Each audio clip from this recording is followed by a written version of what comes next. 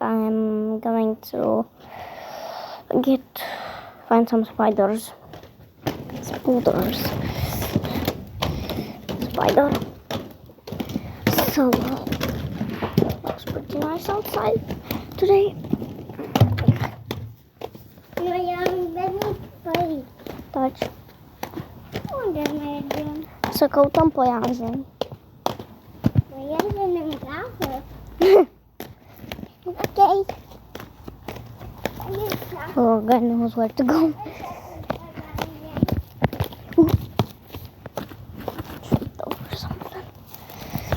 Let's check. Oh, Ce ai găsit? ladybug. Uite-o, mama râd. I'm gonna take it to the others. Stai să... No, never mind. I'm just gonna... Stai că iau eu. Nu, lasă-l. Noi suntem aici după păianjen, nu de pe mămăruțe. Casi, lasă mămăruța. Casian! Lasă-o! Prostul. Dar de ce să... Another ladybug somewhere here. I can see a ladybug somewhere. Somewhere in the leaves. Should be a ladybug.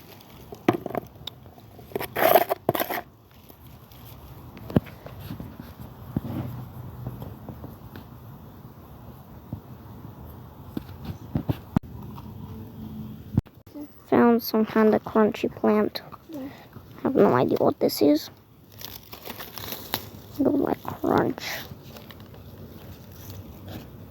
Eu pun pe aici.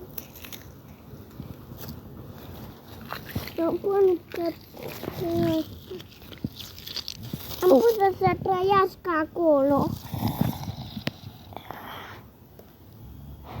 Is it Vezi că dripping? trăiește acolo. Kind of sounds like watermelon being bitten.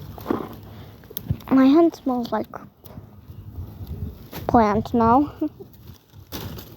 My hand smells să like iau. plant now. Lasă-mă, măruță.